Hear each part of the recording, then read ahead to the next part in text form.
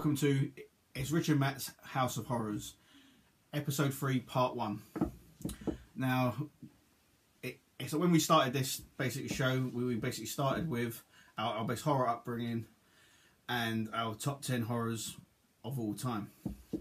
Recent events in parts of the world have shown what true horror is, and we just want to give our condolences to anyone affected by the recent events. Not just what happened in Paris, but like it happens all around the world, and it's just really screwed up. And heartfelt condolences go out to the families Anyone affected. that were affected. Yeah. So, our topic this week is slasher movies. So, Slasher classics. that originated probably 1960 with Alfred Hitchcock's Psycho. Don't laugh. It's quite hard. Alfred Hitchcock. Okay, you cock. But no, I mean, it's a Psycho. 1960. 1960, yeah. That's an absolute classic, isn't it? You know, and that definitely started the actual sort of slasher films. Had a really good musical score that, if you watch the film without the sound on, it's probably not that great a film. You could probably say it for a lot of films, but yeah. But the musical score really does highlight. And Anthony Perkins, he's really good in it. Yes. He's creepy.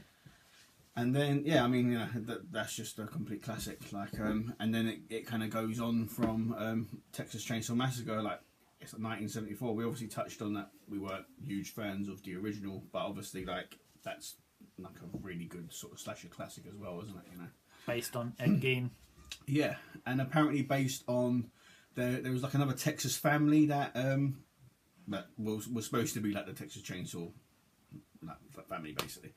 And so it's kind of based, like loosely based on quite a few True stories. Yeah, and that's quite fun. I personally like reading about those sort of things. You know. I like reading about true stories. Yeah, it's good. And then, then 4 years later, we had Halloween in '78. And as you all know, that's my top best horror film of all time. Yeah, part number 2 for me. That's your Number 2, so number it's 2. highly ranked by everyone. It spawned a lot of sequels and a lot of rip-offs. Yeah, yeah, but I mean, like it's for me. You can't beat part 1. I don't think you'll ever beat part 1 of Halloween. Yeah, it's true. I mean, you know, it's obviously down to each basic individual's opinion, but like mine, yeah. I mean, like, you know, I doubt very much I'm going to find a horror that I think will actually beat Halloween. Like for me, it's my favourite horror film of all time, and it's been like that since I was a kid, and it hasn't changed. And I don't really see it happening, but like, I'm always going to watch horror. I'm always wanting like a film to come along and maybe like knock it off its perch, but so far, it hasn't happened. Yeah. I mean, it's that to me is the top sort of slasher one. Like you know, creepy score. You know, you can't really beat that. I don't think. You know. So where do you stand on Halloween or Jason? Who would win? Michael or Freddy? Jason. A fight between Michael Myers and as Jason a slasher. Voorhees. We're talking about slashers now. What, like them going against each other? Going against each other. Slashers. I'd have to say I would go with Michael Myers. Oh. Debate. Like, yeah. I mean, you know, yeah, it's in a one-on-one fight. Jason. All the way. Yeah. All the way. It's kind of one of the things. It's always open to interpretation. Once again, there are a lot of Michael Myers fans. There are a lot of Jason Voorhees fans. And there's us who likes both. I do. Yeah, I'm definitely a fan of both of them. Fred Krueger, I'm sorry, man. Like, you know, he'll get his ass whooped by both of them. You know, he should have in Freddy versus Jason. Yeah, I mean, yeah. At the end of the day, he actually did. You know, because you know, at the end of Freddy vs. Jason, he actually had his head, didn't he? But he winked. That was a sign to say it's he not. winked, but he still had his head. Yeah. He lobbed his fucking head off. Freddy wasn't dead. But yeah, I mean, you know, there's basically loads of it's like slasher classics. I mean, personally, I love The Burning. It's a film not to everyone's taste. Bit slow at the start. Yeah, The Burning. That's like a very, very, very classic film. I believe it's like 1981. I think did it get banned? It did get banned. Yes. Banned. From what I can remember, it was possibly X-rated. Yeah. Who was in it? There was someone who went on to big things, who started off in that film. That would be Holly Hunter. You may know her from Copycat. Yeah. And the film 13 and numerous other films that I'm not really going to name because I can't think of them. And it also starred from Seinfeld, George Costanza, who he wasn't really in. He was in Pretty Woman. Was he? I think he was Richard Gere's friend. I'm pretty sure that is good knowledge. I'm pretty sure he was Richard Gere's like sleazy attorney or something like that. It was just yeah.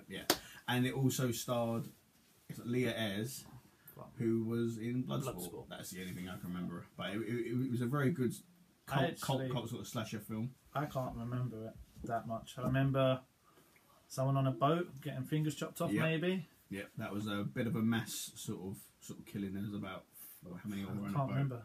There was about five on the boat, and he ended up getting just like massacred. I can't remember it. But it's definitely worth.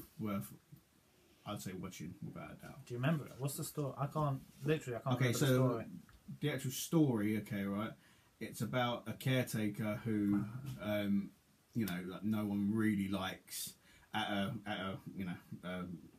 like kind of like a camp basically, like what Friday the 13th was like a camp space around that, and they don't like this particular caretaker, and they decide to play a prank. And they put like a kind of like a skull, and they like light it up, and they like spook him awake because he's asleep basically. They spook him awake, and then he knocks this skull, and then it just like catches fire to his whole like bed, and then he gets set alight, and then he comes screaming out, and then he goes in to this like lake that's basically there, as there's always a lake in these camps, Camps have lakes. And so basically then it cuts to like he's at a hospital, and obviously he's got all bandages and that sort of stuff, and then he like gets like set free from the hospital, and then he goes on a bit of a killing spree because he kind of tracks down people who were they pretty much were a part of it kind of thing, and he just hacks them down and kills them one by one. So technically the villain is kind of a good guy. Yeah, you should be cheering for him. You could say that. I mean, like, I'm a bit of an evil bastard. I do tend to cheer for those people anyway. Like, I like to see gory killings. What can I say? So, but yeah, it's a tragedy story. Yes, tragic. But yeah, I mean, it's based on not obviously based on a true story or anything like that, but no, it's a former banned film, and I think it's worth watching. It's when the critics, or not the critics, the people doing the banning were a bit strong and banned everything. Had anything. Yeah, is it the MPAA? MPAA. Yeah, and they're still around. Yeah, they are still around, and they're still filmmakers. They're still butchering films left, right, and centre. So they can make 12As because we love 12As. Yeah, but and then it kind of goes on to like April Fool's Day. April Fool's Day. 84 or 85, can't remember. Yeah, 84, 85, but like regardless, that's a classic, and it's kind of like a whodunit basically. Yeah. And they remade it in 2008. I don't think I've seen the remake with Scout Taylor Compton from the Halloween remake. Yes, I like that remake. Again, not the remake part 2 though. Is not so good. Yeah, part 2, and the reason I don't like it is because it's not really well explained.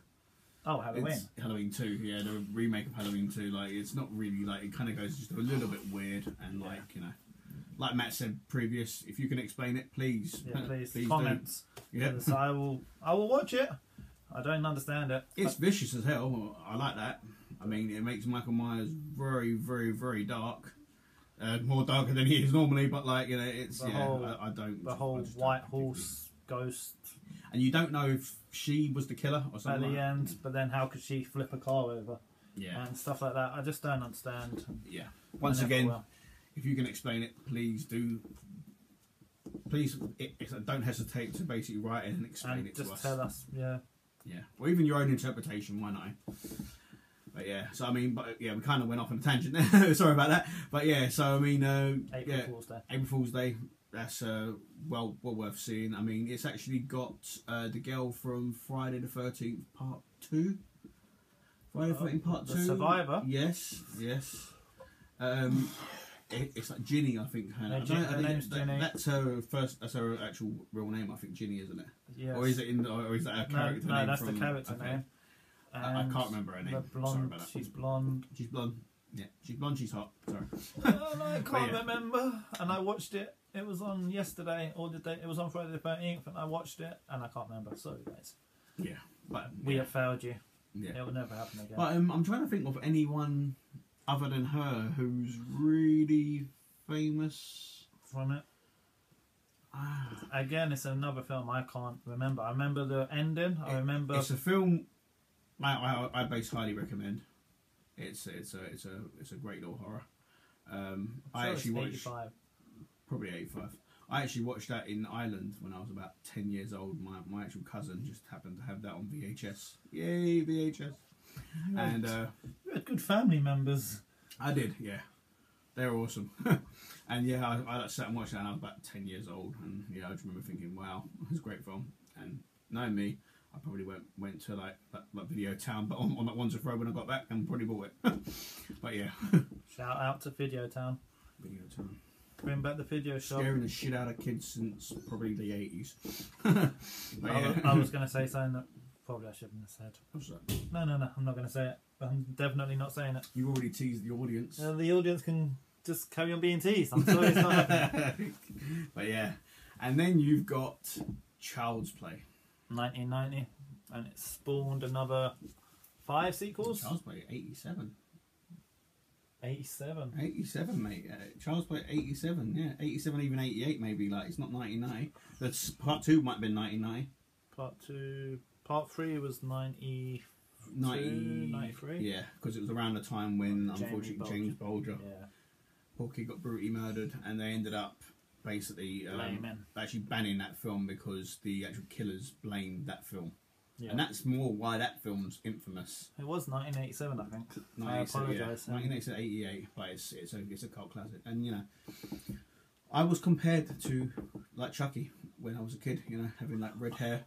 I don't know why. Or it might have been that maybe I was running around with a knife. Who knows? But yes, I may have been running around with a knife, man. With flaming ginger hair. Hi, I'm Chucky. I'm your friends again. But yeah, and that spawned loads of sequels as well, didn't it? 5, I think. Curse of Chucky was the 6th in the series, and it's had Brad Dourif as the voice all the way through. Yes. Can't beat him. What is the killer's name? Charles Lee Ray. That's the one. Yeah, 1 point for me. I am on form. Charles Lee Ray. Yes. Charles Lee Ray. Yeah. It's most people would have seen it. Anyone watching a horror film probably has seen it. Yeah, but it's still worth like revisiting, isn't it? They're all watchable. Seed of Chucky goes a bit too comedic for me. Yeah, but they're all watchable. Yeah. Curse of Chucky was it goes back to the horror roots. You can't beat one for me. Chris Sarandon. Yeah, I mean, I basically love like the actual. It's the hammer to the head. Out the window. Yeah, the poor babysitter. Yeah. It's hammer time. And then right out the window. Yeah, that was brutal. But it's highly recommended. Like, you know, I mean, you could probably give a few of the sequels a miss, maybe if you want to, but definitely worth watching the first one. I like Part 2, and Part 3 is watchable. It's not anything to get banned over, but yeah. Bride of Chucky starts the comedic. Seed of Chucky's just... I'd say you're more in Seed of Chucky, if I'm honest.